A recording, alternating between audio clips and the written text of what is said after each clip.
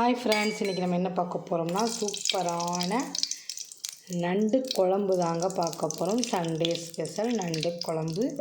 இது வந்து ஒரு 3 ஸ்பூன் அளவு கடலெண்ணெய் ஊற்றிருக்கேன். இதில் 1 ஸ்பூன் அளவு சோம்பு போட்டுக்குவோம்.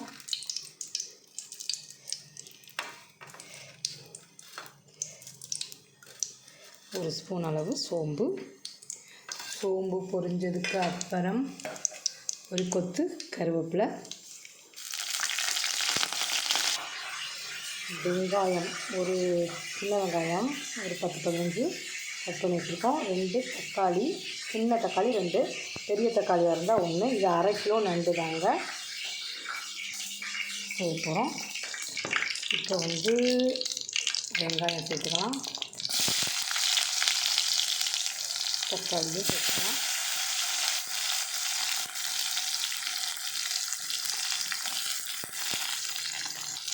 வெங்காயம் தக்காளி சேர்த்துட்டு நல்லா வதக்கிக்கலாம். வெங்காயம் தக்காளி சோம்பு கருவேப்பிலை இது மட்டும் போட்டுப்போம். இந்த இது வந்து நமக்கு 1/2 கிலோ நண்டுக்கு நம்ம செய்கிறோம். நண்டு குழம்பு ரொம்ப டேஸ்ட்டாக இருக்குங்க. இது வந்து காரைக்குடி ஸ்பெஷல் நண்டு குழம்பு. இதுக்கு வந்து நம்ம வந்து என்னென்ன மசாலா அரைக்க போகிறோம்னு பார்த்திங்கன்னா, பச்சை மிளகா எடுத்துருக்கோம். அவங்க காரத்துக்கு தகுந்த பச்சை மிளகா எடுத்துக்கோங்க. நான் இன்னும் ஒரு 2 பச்சை மிளகா எக்ஸ்ட்ரா போடுவோம், ஏன்னா கம்மியாக இருக்குது. அப்புறம் வந்து இது அரை மூடி தேங்காய் கட் பண்ணி வச்சுருக்கோம். 4-5 சின்ன வெங்காயம், 4-5 பல் பூண்டு, சின்ன வெங்காயம், தேங்காய், பச்சை மிளகா இதெல்லாம் போட்டு நம்ம நல்லா மிக்சியில் நைஸாக அரைச்சிக்கலாம்.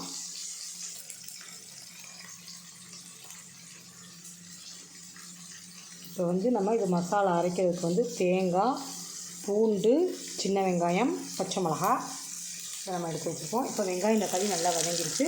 இப்போ நம்ம கழுவி சுத்தம் பண்ணி வச்சுருந்த நண்டை சேர்த்துக்கலாம். இது 1/2 கிலோ அளவுங்க நண்டு.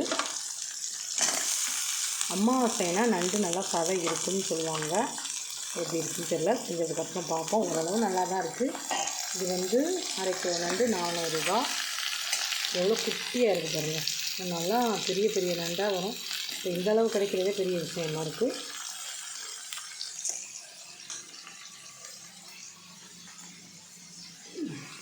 இப்போ பாருங்கள், 2 பச்சை மிளகா எக்ஸ்ட்ரா சேர்க்கலாம். இது பாருங்கள், இது சின்ன மிளகா தான். உங்கள் காரத்துக்கு உங்களுக்கு பச்சை மிளகா எவ்வளோ காரம் பிடிக்குமோ அது மாதிரி சேர்த்துக்கோங்க. இல்லை பச்சை மிளகா எங்களுக்கு ஒத்துக்காது, நாங்கள் சேர்க்க மாட்டோம்னா நீங்கள் மிளகாத்தூள் கூட சேர்த்துக்கலாம்.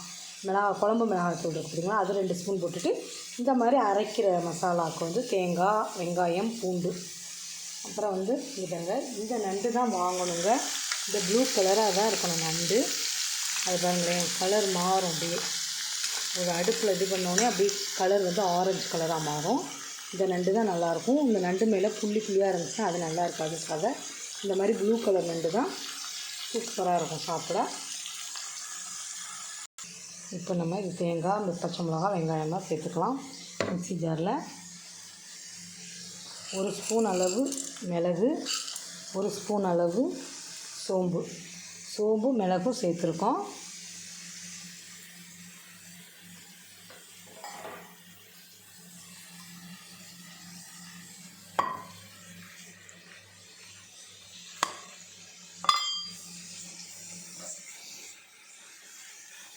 சோம்பு மிளகு, இது வந்து ஜீரகம், சோம்பு மிளகு ஜீரகம் சேர்த்துருக்கோம். அப்புறம் தேங்காய், பச்சை மிளகா, வெங்காயமும் பூண்டையும் லாஸ்ட்டாக அரைச்சிக்கலாம்.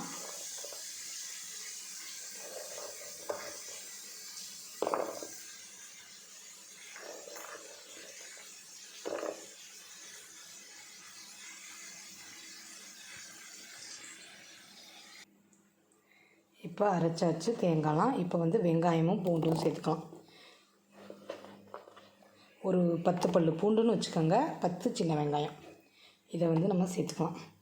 சேர்த்துட்டு 2 ஸ்பூன் அளவு பொட்டுக்கடலை சேர்த்துக்கலாம். ஏன்னா இது வந்து தேங்காய் வந்து கொதிக்கவும் நமக்கு ஒரு மாதிரி இதாகிடும், தெளிஞ்ச மாதிரி ஆயிரும். இந்த பொட்டுக்கடலை சேர்த்தோம்னா நமக்கு அப்படி சேர்ந்தாப்புல நல்லாயிருக்கும். அதுக்காண்டி 2 ஸ்பூன் பொட்டுக்கடலை சேர்த்துக்குவோம். இப்போ இதையும் நைஸாக அரைச்சிட்டு வந்துடலாம். பாருங்கள், நண்டு முன்னாடி ப்ளூ கலராக இருந்துச்சு, இப்போ பார்த்தீங்களா ஆரஞ்சு கலராக மாறிடுச்சு. இந்த மாதிரி தான் இருக்கணும். இப்போ நல்லா மசாலாலாம் அரைச்சாச்சு, எல்லாத்தையும் ஊற்றிடலாம்.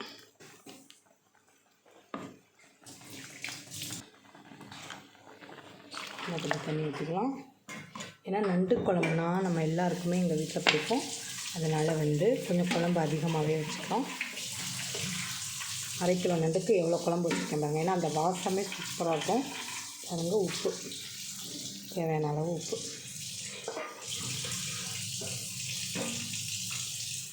போட்டு ஒரு 10 நிமிஷம் கொதிக்கட்டும்.